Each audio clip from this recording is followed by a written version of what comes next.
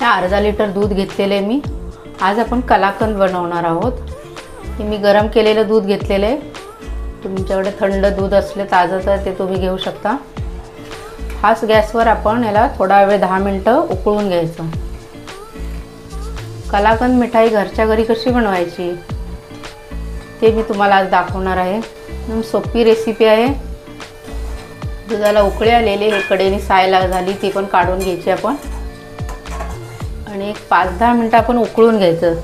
थोडंसं दूध जरा आटवून घ्यायचं।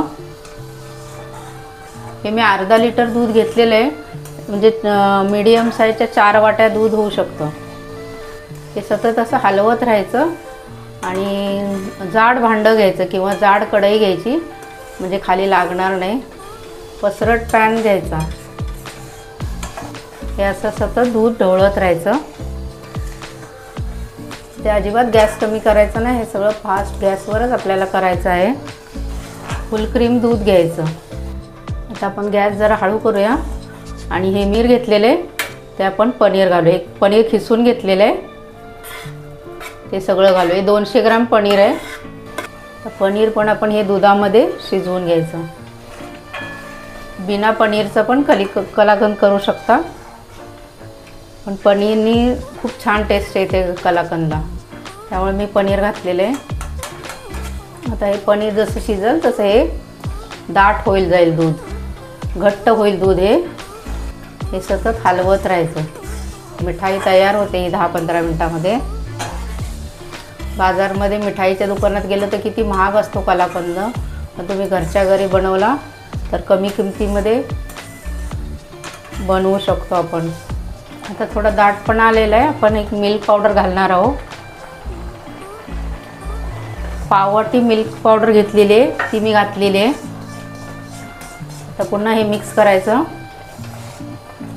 हे दूध सगळं आटवून घ्यायचं आपण। मिल्क पावडर आणि पनीर घातले, हे त्याच्यामध्ये दुधामध्ये शिजवून घ्यायचं आणि हे दूध सगळं पूर्ण आटलं पाहिजे।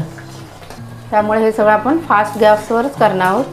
हे फास्ट गॅसवर असल्यामुळे हे उडतं ना, हे बघू शकता। आता हे घट्ट होत चाललेलं आहे, हे अजून पूर्ण घट्ट झालं पाहिजे। तोपर्यंत आपण हे असंच हलवत राहायचं। झाकण ठेवायचं नाही, हे मी उडतंय ना म्हणून मी असं झाकण पकडलेलं आहे। आता तुम्ही बघू शकता किती घट्ट झालेलं आहे ते, पण आपल्याला अजून घट्ट करायचं आहे। हे अजून याच्यामध्ये दूध आहे। आता मी घालणार आहे साखर। पाववाटी साखर घालायची।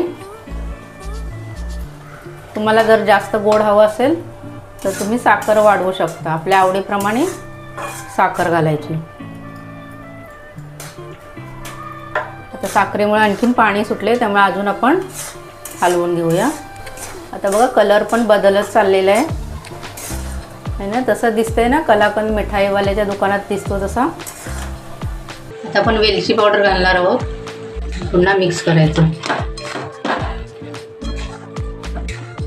आता हे आपलं तयार झाले। आपण आता सेट करणार आहोत। एक ट्रे घ्यायचा किंवा मग आपल्याकडे ताट असलं तर ताटामध्ये, तुमच्याकडे ट्रे नसला तर तुम्ही ताटामध्ये सेट करायला ठेवू शकता। हे बघा, आता हे सगळं दूध आटलेलं आहे, जास्त नाही आटवायचं नाहीतर मग कडक बनेल कलाकंद।